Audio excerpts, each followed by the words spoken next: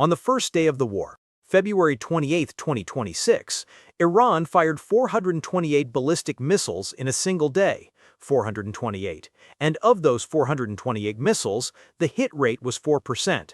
According to data tracked and published by the Jewish Institute for National Security of America, or JINSA, only about 4 out of every 100 missiles actually struck their targets. So you might look at that number and think, okay, Iran fired everything it had, most of it missed, and the threat is fading. That headline is real, and it's also dangerously misleading. Because by day 5 of the same war, something changed. The number of missiles Iran was firing had fallen sharply. But the hit rate, the percentage of missiles actually reaching their targets, had jumped from 4% to 24%.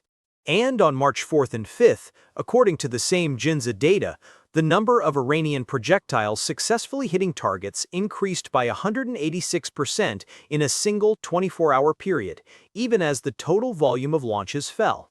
So Iran is firing less and hitting more. I'm going to tell you exactly what is happening, and why a declining missile barrage that becomes more accurate as it shrinks may actually be more dangerous than the opening blitz that everyone is already talking about.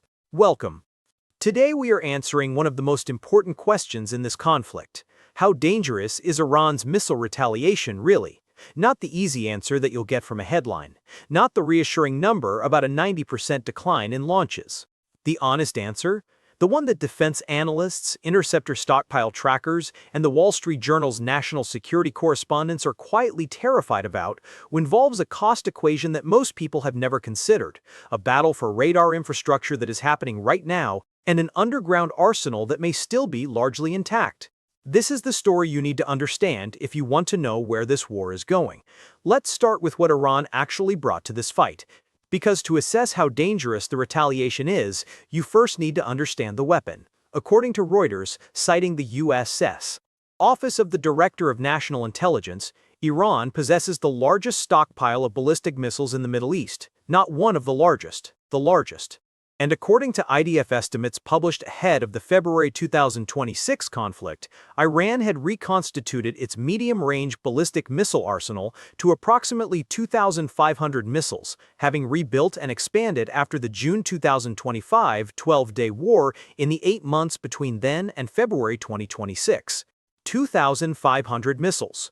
After the June war had already destroyed a significant portion of the previous stockpile. That is the scale of what the Islamic Republic spent decades building. The specific weapons matter here, so let me walk you through them quickly, because these are not generic rockets.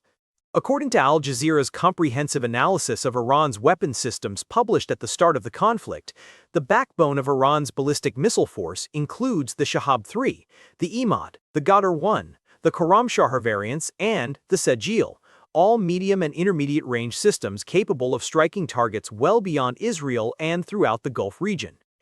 Iran also possesses cruise missiles with a range of up to 2,500 kilometers, according to the Iran Watch database. And then there is the Fattah, what Iran describes as its first domestically produced hypersonic ballistic missile, capable of maneuvering to evade conventional missile defenses. Iran unveiled it in 2023 and has claimed it in several public military showcases since. Whether its hypersonic claims are fully verified is disputed, but the fact that Iran has invested in maneuvering re-entry vehicles designed specifically to defeat THAAD and Patriot interception systems tells you everything about the strategic logic behind the program. And then there are the drones, specifically the Shahed 136, which has become the signature weapon of Iran's asymmetric retaliation strategy. According to CNBC's analysis from March 5, 2026, the Shahed 13-6 is a one-way attack drone, sometimes called a loitering munition, that Iran manufactures in large quantities at a reported cost of roughly $20,000 to $25,000 per unit. $25,000. That number only becomes meaningful when you hold it next to the cost of shooting it down. A Patriot interceptor missile costs approximately $4 million. A THAAD interceptor costs significantly more. So every time Iran fires a swarm of 20 Shaheds and forces the United States or its Gulf allies to respond with Patriot or THAAD interceptors, Iran spends approximately $500,000 and forces the other side to spend $80 to $100 million. Deutsche Welle and multiple defense analysts flag this cost asymmetry as one of the most structurally dangerous elements of the current conflict. It is not a bug in Iran's strategy. It is the strategy. But let's get back to that underground dimension, because this is where the story becomes genuinely alarming and where most coverage is missing the depth.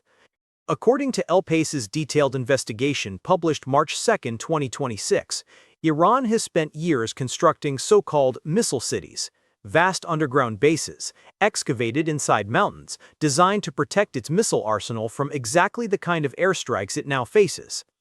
These are not storage warehouses. They are operational launch facilities buried inside rock. According to a Wall Street Journal report confirmed by the same WSJ Facebook post shared widely in late February 2026, the Fordow nuclear and missile facility is buried nearly 300 feet beneath a mountain and was considered, before the war began, to be virtually impervious to aerial assault. For comparison, a standard 3-story building is about 30 feet tall. Fordow's protective rock cover is 10 times that. And according to The Sun's reporting, some of Iran's underground arsenals are buried up to 1,600 feet below ground. 1,600 feet. That is nearly the height of one World Trade Center, pointing downward into the earth. The Wall Street Journal reported that one specific base, near the southern Iranian town of Khorramshahr, is believed to have 9 underground silos designed to fire missiles directly from their buried positions, without ever exposing the missiles to the surface, without bringing them into the open where a surveillance satellite or a Reaper drone could spot them and target them before launch. Let that detail land. Iran's engineers spent years solving a specific engineering problem. How do you fire a ballistic missile from inside a mountain? And they built 9 silos to do exactly that. The entire architecture of these underground cities was designed around one scenario, the scenario we are currently inside. An air campaign trying to destroy Iran's missiles. And Iran built its missile force to survive it. Here is where things get complicated, and where I want to give you the full picture rather than just the reassuring one. According to Israel Hayom's reporting from March 5, 2026, and confirmed by Net News and the Jerusalem Post, USS, Israeli complete air dominance has allowed for constant drone monitoring of the entrances and exits to these underground launch bases. Satellite images have shown destroyed Iranian missile launchers clustered near the entrances to the underground facilities, meaning the United States and Israel have figured out how to watch the openings, and the moment a launcher emerges, it is struck. According to Jinza's update from March 5, 2026, approximately 75% of Iran's missile launchers had been destroyed by that date. JNS ran the headline, "Iran's missile cities turn into death traps." The strategy that Iran spent decades building, hide everything underground, is, under conditions of total air superiority and persistent surveillance, backfiring. The underground facilities protected the missiles, but the moment those missiles need to come out and launch, they're exposed.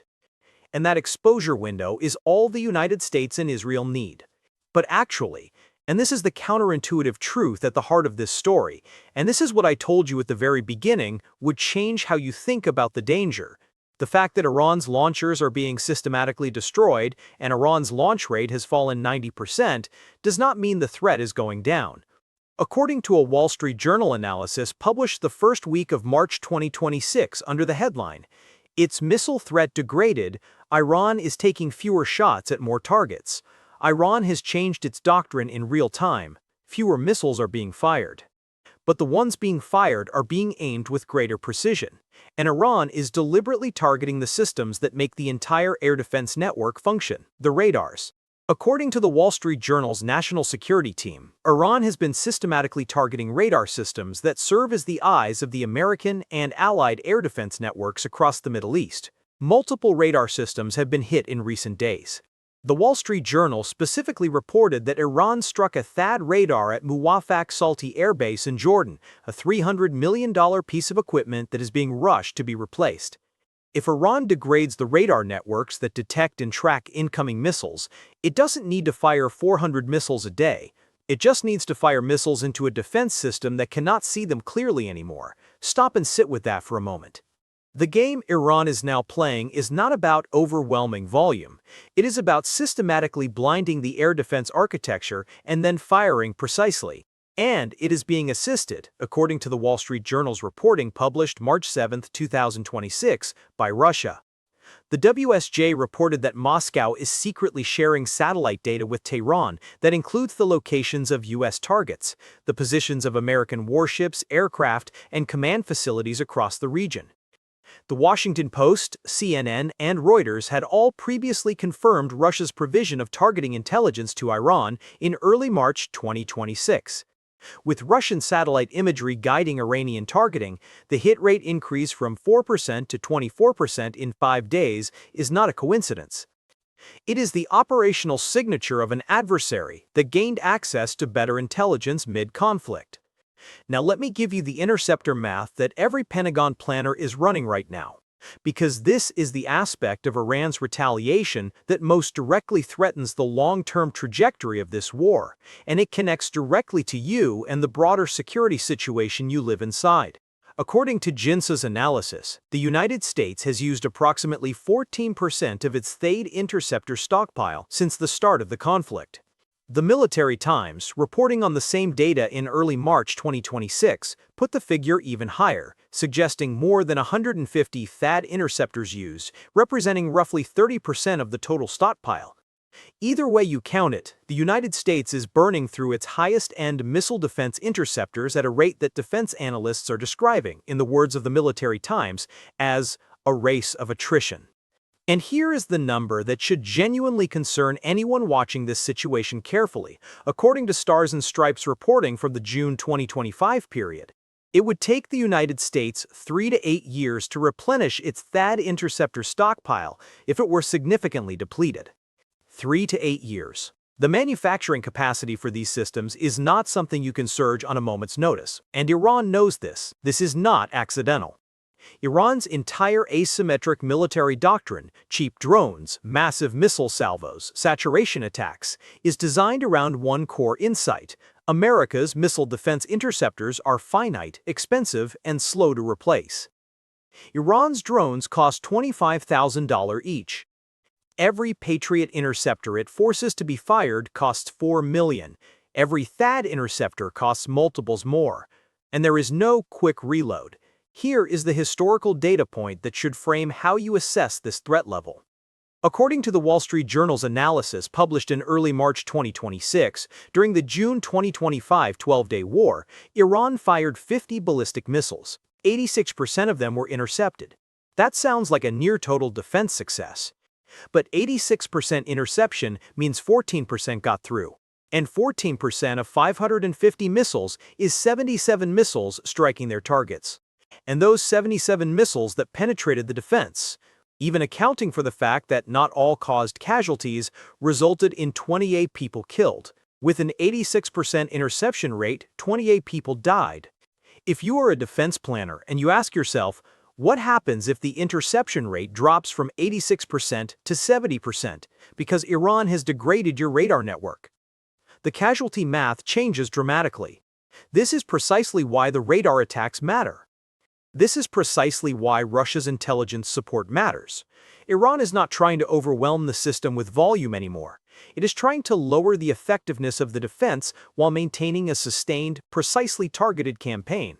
So let me answer the question in the title of this video directly. How dangerous is Iran's missile retaliation really? The answer is, more dangerous than the numbers suggest, and the danger is evolving in a direction that favors Iran over time if the current trajectory holds. On the surface, the headline numbers are reassuring. 90% decline in daily missile launches, 75% of Iran's launchers destroyed, the Pentagon pointing to declining attack rates as a sign of operational success. But underneath those numbers, the reality is, Iran's hit rate is rising as its launch rate falls. Iran is systematically targeting the radar infrastructure that makes USS missile defense work. Russia is providing Iran with targeting intelligence that is directly improving accuracy. The United States has already consumed a significant portion of its highest-end interceptors and faces a multi-year replenishment timeline, and Iran still has underground stockpiles whose true remaining size, according to analysts quoted across multiple sources. Nobody fully knows. And that uncertainty, that unpredictability about what is still buried in those mountain tunnels, is itself a form of strategic power. So what comes next? Where does Iran's missile campaign go from here, and what should you be watching? Israel announced in early March 2026, according to Reuters, that the conflict was entering a second phase focused specifically on Iran's underground missile sites, using specialized bunker-busting munitions to attempt to destroy what previous strikes could not reach. This is a significant escalation in targeting ambition. Going after surface launchers is one operational challenge. Going after facilities buried 1,600 feet inside mountains requires a different set of weapons and a different level of risk. The outcome of that second phase will determine whether Iran retains a meaningful residual missile capability. If those underground facilities can be significantly degraded, Iran's long-term strike capacity diminishes substantially. If they cannot, if the bunker buster campaign fails to penetrate deeply enough, Iran retains a reserve force that it can draw on for weeks or months of sustained lower-tempo precision strikes. According to analysts quoted by Money Control and confirmed by other analysts, Iran's missile stockpile is shrinking, but the conflict is far from over. 3 things you need to watch as this situation evolves. First, watch the THAAD radar in Jordan. If it is replaced and functional within days, the UUPAS has successfully maintained its air defense picture. If it stays down for weeks, that gap in coverage will be exploited. Second, watch the hit rate data. The volume number, daily missiles fired, is the number the Pentagon wants you to focus on. The accuracy number, percentage of missiles hitting targets, is the number that tells you where the real trend is heading. The JINSA updates publish this data in near real time, and you should follow those closely. Third, watch the Russian intelligence dimension. The Wall Street Journal has confirmed Russia is providing targeting data. If that flow of intelligence continues or expands, the combination of Iran's remaining missile arsenal with Russian satellite guidance represents a qualitatively different threat than the raw Iranian capability on its own. This is not just a US-Iran conflict. It is a proxy confrontation with nuclear-armed Russia in the targeting loop. Let me bring this back to the number I opened with. On February 28, Iran fired 428 missiles in a single day. The opening barrage, the show of force. The number everyone saw and reported. But the number that should be keeping defense planners up at night is not 428. It is the sequence: 4% hit rate, then 24%, then 186% increase in successful hits in one 24-hour period. A military that is learning, adapting, being fed better intelligence by a near-peer adversary, and targeting the very infrastructure that protects against it. If you are paying attention to only the decline in missile volume, you are watching the magician's left hand. The right hand is getting more dangerous by the day. And that is the honest answer to how dangerous Iran's missile retaliation really is. If this breakdown was useful, share it with someone who is only seeing the headline numbers and missing the trajectory underneath them. The next video in this series covers the role Russia is playing in this conflict, and why the intelligence pipeline from Moscow to Tehran may be the most consequential and underreported story of the entire war. That video is coming next. And given what we just covered, I think you already understand why it matters.